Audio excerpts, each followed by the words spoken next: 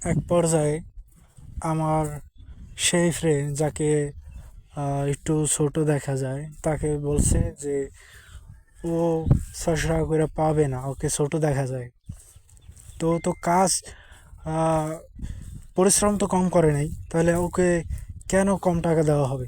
এটা আমরা বললাম যে ওরে টাকা পুরো 600 টাকাই দেওয়া লাগবে।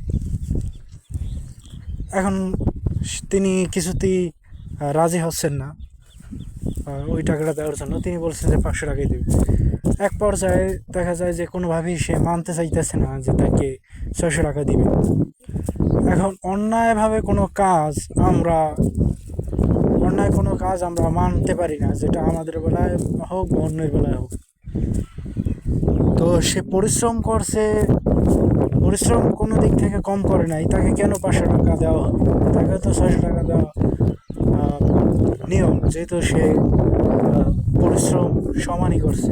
যাই হোক, এক পর্যায়ে আমরা বলছি যে যদি টাকা না পাওয়া যায়, ওরা যদি 500 টাকা, ওরা যদি 500 টাকা দেন, ওরা যদি 600 টাকা না দেন, তাহলে আপনার চারা আমরা উঠাইয়া আবার খালে ফালাই দেবো একেবারে। আবার যত ক্ষেত আছে পুরোইও ফালাই দিতে পারি। তখন এক পর্যায়ে এই কথা বলার পর উনি আহ, আমাদেরকে, আমরা 3 দিন কাজ করেছিলাম আর ওই ফ্রেন্ড একদিন কাজ করেছিল। তো ওরে 600 টাকাই দিয়েছে, আর আমরা যে দুইজন আহ, আহ, কাজ করেছিলাম 2-3 দিন ধরে, আমাদের টাকা দিয়ে দিছে। এখন সেই লোকই দেখলাম যে ওখানে এরপরেও দেখা যায় অন্য কোনো তরমুজ খেতে আর কাজ নাই, তখন ওই খেতে কাজ আছে।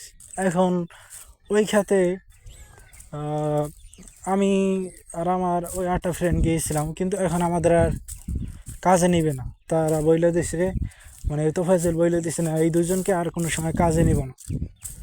বাট কাজে না নিলে তাতেও অসুবিধা নাই। আমাদের যে টাকা উপার্জিত ছিল, তা আমাদের প্রয়োজনে মেটানোর জন্য যথেষ্ট ছিল।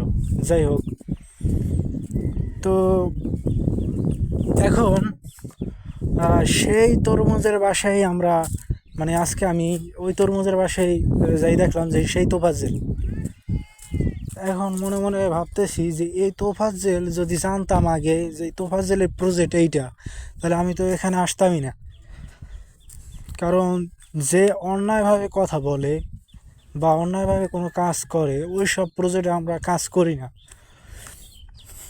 আর দেখা যায় যে ওখান থেকে আমি এখন চলে আসব, তো আসার সময় শুনতে আছি উনি বলতে আছে যে বাইরে যে ছেলেটা দাঁড়িয়ে আছে ওরে আমি কাজ করাবো না, ওর দ্বারা আমরা কাজ করাবো না ওরে দিয়া। তো আমি আইসা পড়ছি কাজ। তো এখন দেখা যায় যে আমরা যে কোনো জায়গায় কাজ করি সেখান থেকে আমাদের প্রশংসা অর্জন করি। আমরা যে কয়টা তরমুজ খেতে কাজ করছি সেখান থেকে এরকমভাবে বইলে দিয়েছি যে ভাই কালকে আবার কাজ হবে, কালকে আপনারা আইসেন। আর আপনারা যদি কাজে না আসেন তাহলে আমাদের কিন্তু কাজ হবে না। আমাদের আহ, আহ, তরমুজের চারা বড় হয়ে গেছে, আমাদের হয়তো পিছিয়ে থাকতে হবে, অনেকে এগিয়ে যাবে, আমরা খুব দ্রুত গতিতে আমাদের চারাগুলো লাগাতে হবে। এভাবে বলে দেয় যে আপনারা আইসেন, এবং কাজেরও প্রশংসা করে বা সুনাম অর্জন করা যায়।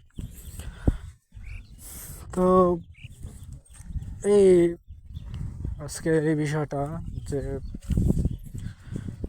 আমি অবশ্য যদি জানতাম সত্যিকার অর্থে যে সেই লোকের প্রজেক্ট এটা, তাহলে কোনো দিনও ওখানে যাইতাম না। আর আগের যেই সব লোকজন ওনার সাথে কাজ করছিল, এবার সম্পূর্ণ ভিন্ন লোকজন।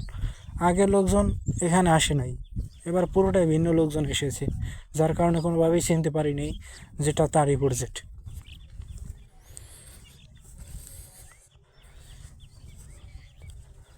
আজকে এই জীবনে ওটা আপনাদের কাছে শেয়ার করলাম।